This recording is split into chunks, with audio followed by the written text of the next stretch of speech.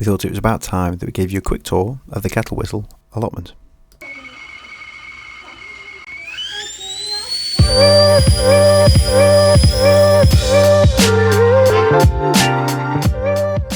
Welcome to part 2 of our allotment tour. If you've not seen part 1, please see the link up above. Don't forget, if you're liking this series, please like and subscribe. So let's carry on where we left off.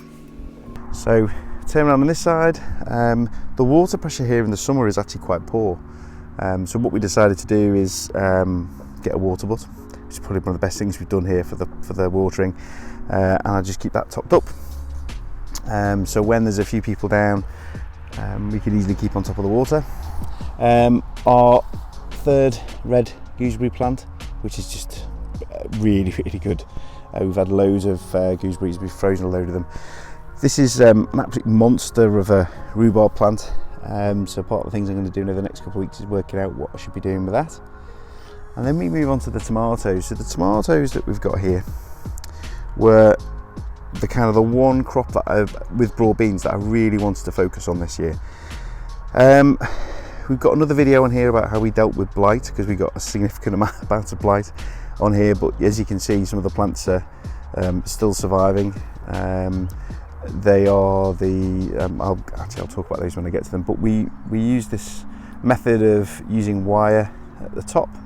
So we've got these, I put these are actually from B&M in the UK, and they're like £3 or £4, and they're dahlia stakes, but they're amazing for doing anything like this. Super cheap, super easy to put in. You can actually fit them in your car as well, which is always good. And then what we did is we stretched the wire along the top, and then used these strings to kind of wrap around the tomatoes. You still see there's still some galenas there. Just got the remnants of blight on there, unfortunately. But here we had some crimson crushes, which were all I pulled those out a couple of weeks ago. And then here we had a bit of a combination of galenas, sweeties, sun golds, another primavera plant, and then we went into more kind of I think there were sweeties, and Ailsa Craig and Moscovich were here. The Moscovich have come to quite a lot of blight, so they've been ripped out.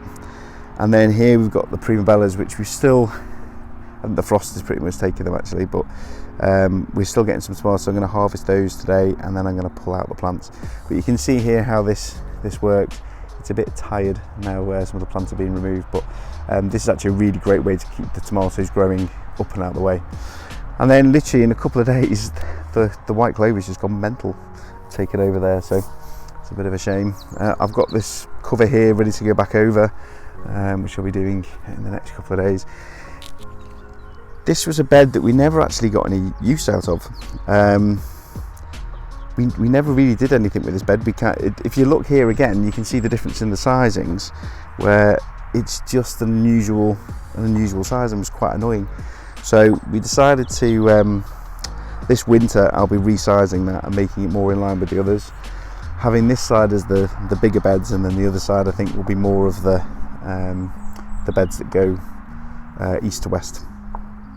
And these go north to south. So nothing was planted in here this year, we just didn't get around to it. Here is where our broad beans were. Now, as I mentioned, we have quite a lot of problems with birds eating all this kind of stuff up. I made this kind of cage where it's got chicken wire, I hope it shows on there, towards the bottom, and that wrapped around, but then I've got the actual mesh at the top. And we had an amazing set of broad beans. They were Bunyard's Exposition and the Sutton, I think. So we put the Bunyard's Expedition, I can't even say that word, down on this side, and then over towards this side we had the Suttons.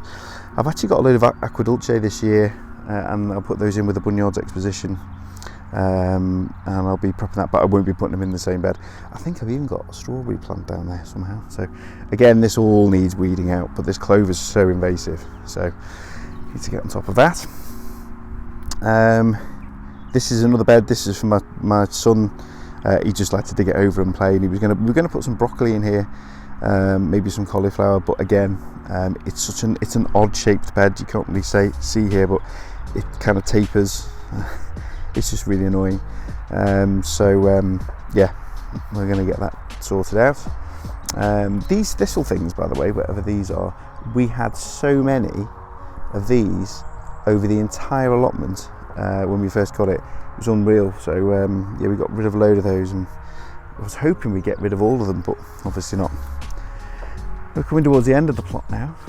Here we got Plum Tree. So the plum tree desperately needs pruning. So I'm going to be doing that on a video in the next week, 2 weeks or so. We spent a lot of time kind of prepping the soil and mulching it and putting some decent compost down just to try and protect the roots really and feed it.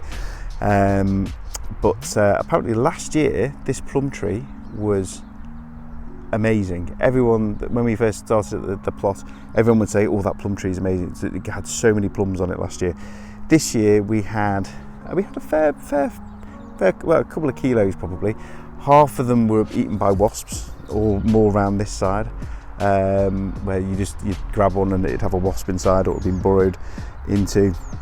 So hoping that, I understand that plums, you can see some of the plums that have been left that are just in here.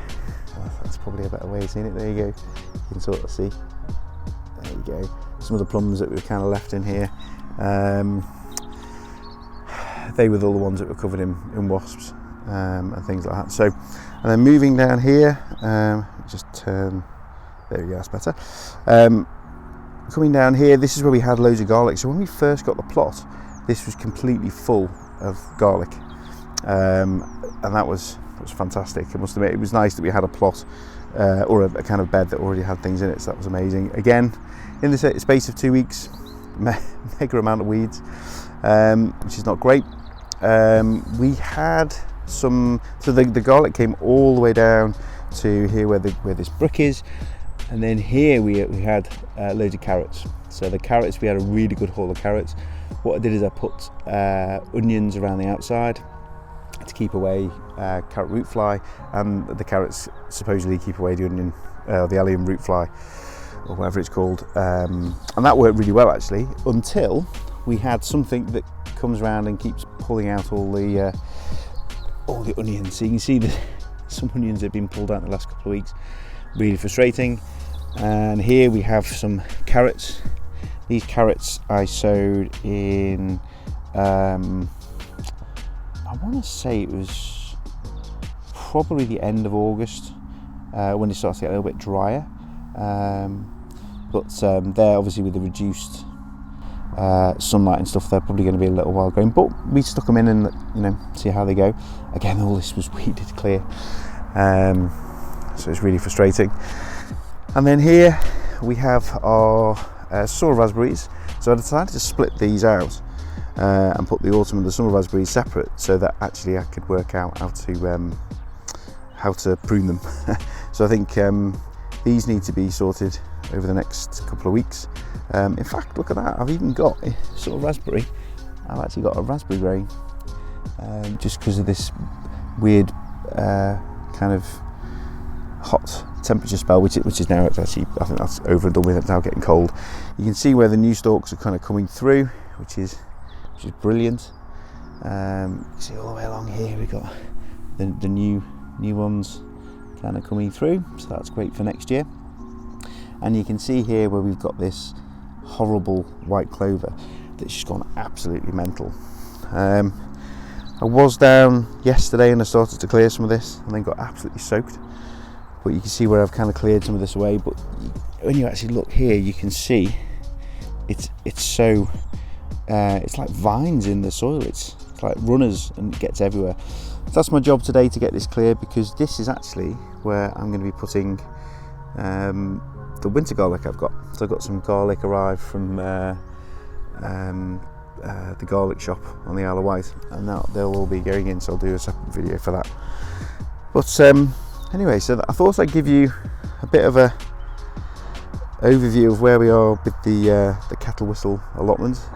There's a lot to do over the next couple of weeks to get this ready for winter, and we'll also be showing you how we change the allotment, how we're going to restructure it based on, you know, this is how the previous allotment holder had it, but yeah, we're going to change that quite a lot over the winter. So hopefully you found this interesting. Hopefully you can like and subscribe, and hopefully you can join us on the journey, as obviously this is the first video of many.